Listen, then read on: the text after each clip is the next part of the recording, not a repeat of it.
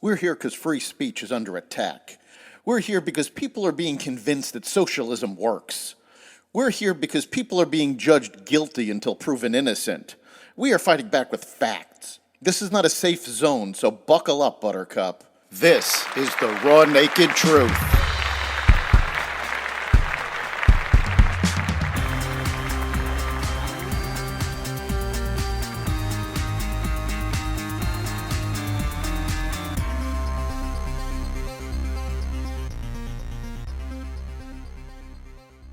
The Middle East ceasefire ends, Russia attacks homosexuals, McDonald's burgers get a makeover, and more.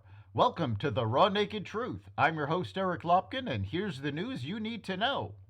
The week-long Gaza truce expired Friday, and Israel said its military has resumed airstrikes against Hamas. Talks aimed at a new ceasefire continue as about 140 hostages remain in Gaza out of the 240 people Hamas fighters kidnapped in their deadly October 7th raid in southern Israel. Hamas leaders said they were still interested in a truce. Hamas broke the ceasefire with multiple attacks over the past week, including one in which at least 3 people were killed in a shooting at a Jerusalem bus stop, fueling concerns of mounting violence outside of Gaza. Hamas has claimed responsibility for the shooting.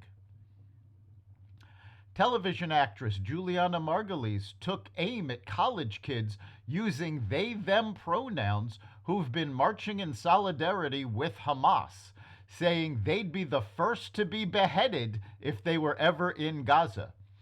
Margulies, who has been outspoken about anti-Semitism, went viral Thursday among her critics offended by comments she made on the Backroom podcast last week after host Andy Ostroy said there would be a bigger uproar if the wrong pronouns were used on a college campus. It's those kids who are spewing anti-Semitic hate that have no idea if they stepped foot in an Islamic country. These people who want us to call them they, them, or whatever they want us to call them. It's those people that will be the first people beheaded and their heads played with as a soccer ball, like a soccer ball on the field, Margulies said. And that's who they're supporting? Terrorists who don't want women to have their rights, don't want LGBTQ people get executed, bar none, and this is who you're supporting. It is so insane to me that it is laughable if it wasn't so sad, she exclaimed. California's Democratic Governor Gavin Newsom and Florida's Republican Governor Ron DeSantis clashed over red and blue state policies in a Thursday night debate on Fox News. The debate led to fiery takes online, including several from a Golden State congressman who live-tweeted critiques of his governor's performance. Representative Kevin Kiley of California called Newsom the worst governor in America, while appearing to fact-check some of Newsom's claim. What's clear from tonight is Newsom's California is not a model for the nation. It is a warning to the nation, Kiley tweeted during the debate. Newsom claims it is Congress, not Biden, responsible for the border crisis. Joe Biden had a Democrat Senate and House for the first 2 years of his administration, and he shattered all records for illegal border crossings, he continued. Andrew Pollack, the father of a girl murdered in the Parkland, Florida school shooting, called Newsom trash during the debate. "My daughter died in the Parkland mass shooting. Ron DeSantis was not even governor when it happened, but I'm sure as hell glad he became governor shortly after," Pollack wrote. Criticisms of Newsom tended to focus on failed policies, while DeSantis's critics tended to insult and attack him personally. McDonald's is set to make major changes to their burgers, according to the Wall Street Journal.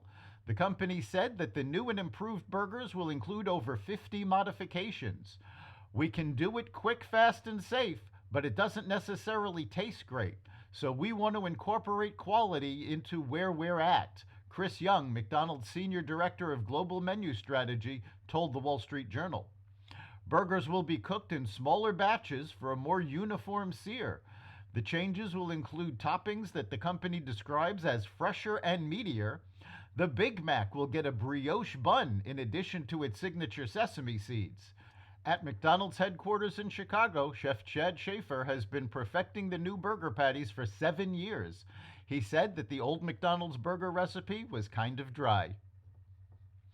Russia's Supreme Court declared that the International Gay Rights Movement is an extremist organization, the New York Times reported Thursday. The ruling in a lawsuit filed by the Ministry of Justice followed a crackdown by Russian President Vladimir Putin's government that has lumped gay communities together with Ukraine war opponents as potential sources of Western influence. It could result in criminal prosecutions for something as simple as displaying symbols like the rainbow flag, the Times reported.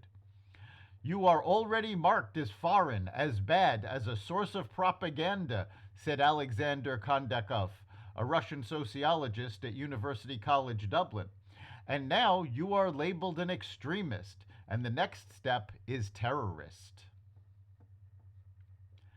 CNN's latest attempt to revive its failing ratings met with deafening silence on Wednesday.